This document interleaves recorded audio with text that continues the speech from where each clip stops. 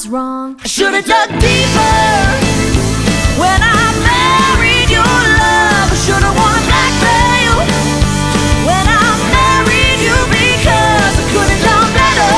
Hey everybody, Scott Lear here at B Chord. We are here during CMA Fest, and I am so privileged to be sitting in a room, in an awesome room, with Miss Candi Carpenter. How are you? I'm so great. How are you? I am doing great. It's so nice to meet you finally. I You feel as like well. we've known each other forever. And that was the first thing that I wanted to say. She took over our Insta story and killed it. It was amazing. If you didn't see it, I'm sorry.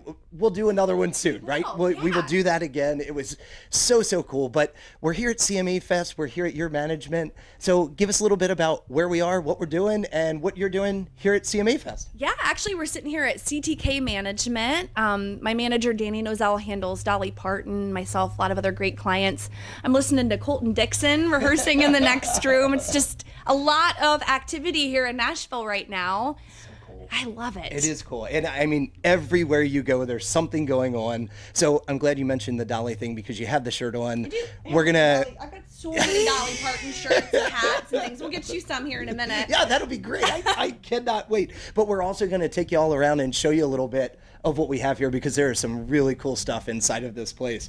So tell us a little bit about, you're working on some new music, I know. Give us a little bit about what's been going on in the past few months for you. I've been writing and writing and writing. I have never written so many songs in my life, but it's just been a constant creative stream lately. We're getting ready to make a record. Choosing which songs are going to be on that project is kind of painstaking now because we have so many that I love. It's been several years. It's like a lifetime's body of work.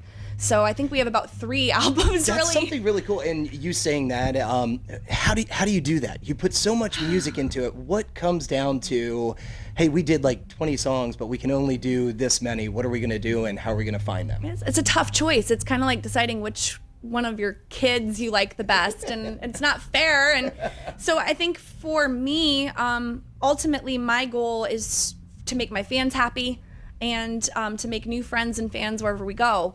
And so lately we've been doing a lot of new shows, and I'm trying out the new material to see what people enjoy the most. I really do appreciate feedback, negative and positive. Sure. Negative feedback helps me figure out what people don't like. And Some of the best, right? I don't want to waste anybody's time. So, Sure.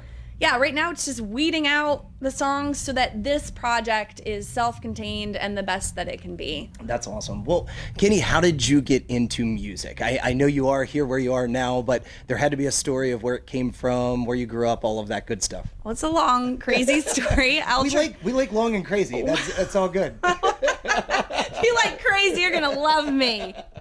I've been in the entertainment industry since I was about 9 years old. Okay. My family had a gospel band that toured the Midwest. Very nice. Heaven Sent, we were Okay. called. Like the grown-up Southern Baptist Partridge Family. Very nice. Good comparison. I basically played the triangle for a while, too. I played the Fuji and the tambourine. I was that kid for a while. And then I actually signed with my first producer here in Nashville when I was 11. Same year, I crashed a Vince Gill concert and asked him if I could get up on stage and sing. No way. In Michigan, yeah. Wow. Came down here, signed that. By the time I was 15, I was touring with Grand Ole Opry legend Jack Green and doing Opry shows all over the country. Okay. With like Jeannie Seely, Porter Wagner, Little Jimmy Dickens. I was actually Little Jimmy's housekeeper for a year in my 20s. Wow. And so it was a background really steeped in traditional country and gospel. Basically grew up backstage at the Grand Ole Opry on the weekends. You know, I would hang out with Loretta at her house, and I've known Dolly since I was a teenager. There's this like awful picture of me with these horrible eyebrows and this little page boy haircut with her and Jack. And I'm very thankful I got to learn from my heroes and watch them and just soak up everything they have to offer. Because that's the tradition of country music. That's where it all started. And it's you just saying that and us sitting here and us going through, I mean, you get chills. You hear names like that, and you, if you are a country music fan, it brings a lot. And that's such a cool, deep-rooted deal for you, I'm sure, to even give back more when you know that and you know those people. So that's so cool. I'm glad everybody is going to get this story because they need to know that. Well, and I love current country as well so much. And I think, you know, I love that I'm seeing some traditional country sneaking back. I agree into with you because country as radio. everybody always says, if it all stayed the same, Right. it would end. It would have to end at a point. So everybody bringing their own flair in is a good thing. Yeah. But I also am with you. I love to see some of the traditional work its way back in, and you can start seeing it, and it has been that way here recently. So Ashley McBride. oh yeah, I had a chance to talk to Ashley a little bit, and man, I am such a fan of her. She's amazing. Me too. She is. Oh yeah. man, she's a powerhouse. So here's a fun one. Your favorite spot. We're here in Nashville. Okay. Tell everybody they come to Nashville. It's a little vacation trip, or they're in town. What's one spot you have to hit while you're here in Nashville? I mean, the Ryman, of course. You've got to see the Ryman while you're here. Sure. Studio B is so cool.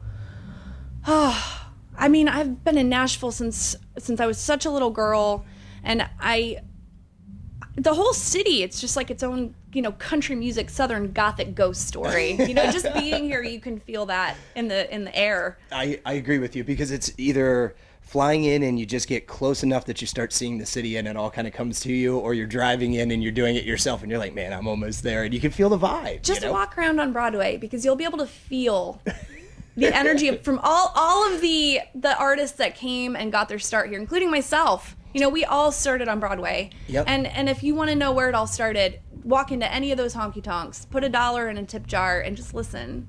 You might be hearing the next, male vocalist or female vocalist of the year. 100% correct. And it segues me in because we started doing a Female Friday for a reason. And we love being able to do that. Well, one of the songs that, was kind of inspiring for that too was Time's Up, that you did during the song Suffragettes. I love every chance that I can see any of those or something pops up about it. So tell us a little bit about that project. I know that had to be really cool. Well, Kaylee Shore is one of my best friends. And I am, as anyone knows, like way too big of a fan of hers. I just love her so much. And about like a year and a half or so ago, I played Song Suffragettes for the first time, and Lena Stone and Kaylee and I have been like inseparable ever since. Meeting them was so special. They're like my sisters, and I adore them. Kaylee wrote Time's Up with our friend Lacey Green, who was actually there the first night I played Song Suffragettes as well. And they just called and asked if I'd sing a little bit on it, and was excited to do it. So cool. But the day we shot the video, there had been a massive snowstorm, which is kind of unusual in Nashville. Yep. There was ice all over the roads. Except for this past year. It was really bad this year. Oh my gosh. Well, yeah. We were all wearing heels and walking down this icy road, and somehow like no one got hurt. I did wipe out. A couple of us did. But everybody was fine. Good. And it was a great day. We were all piled into this Sprinter van together. And I love the camaraderie that women in country music have. I think we've all really come together and decided that if we want to see a change and want to see more women represented in this genre, that we need to work as a team. And it's beautiful to do that with these girls. And what you said is amazing, because what you see, and especially from my side of it is a team. It's not, I want to try to be the one who crests that mountain. Yeah. You guys are doing it all together, and it's so cool to see that. So just know it's going seen, and I think it's going to get there. So like a win for one of us is a win for all of us. We're all going to be, as you said, achieving the peak, getting to the top of the mountain at a different time. Sure. No one can be up there forever. So why don't we just all stand there together? I agree with you. Top 10 Billboard new country artist. How does that make you feel? I mean, that had to be a pretty cool moment. I mean, I was really grateful. Rolling Stone magazine has been like a dream of mine my whole life. It is any musical artist. And I can't believe I had that happen. I don't know. It doesn't make sense. I can't believe any of this is happening. I'm just a big dork. Moment, right? Yeah, I don't know. I mean, I just wear a horrible bathrobe, and I've got a bunch of cats, and I'm just a mess, and I don't know why anyone likes me. So thanks.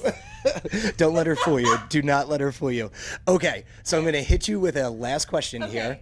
And I'm going to give you the same one I ask all our artists we ever talk to. It's our B-Chord signature question. All right. And I need to change this soon because I'm starting to do the same thing. So maybe we'll try to figure a new one out. Okay. You're stranded on an island. Right. You can take one instrument with you. Tell us what it would be, and if it's got a sentimental value to it, give us all of it. Well, recently my mom and dad just gave me my grandpa's guitar, and it's the guitar I learned to play on. It's a Gibson B25 from the 60s. Her name is Frances. Name, I was going to say, it's got to have a name, right? It always had one. It came in this, somebody had painted, like it was an old hippie guitar, right? And they painted this portrait of St. Francis on the case. And so it's always looked like that. And now it's mine. And it feels so nice to take my grandpa's memory with me everywhere I go and to all the shows that we play. I love it. Absolutely love it. Well, before we end, tell everybody where they can follow you, Instagram, Facebook, all that good stuff. And everything's at Candi Carpenter, Candi. Please follow me because I need friends. Candi, thank you so much for doing this. Really appreciate it. Everybody give us a follow at bcord615. Truly appreciate it. See you soon. Happy CMA Fest. Lace my lips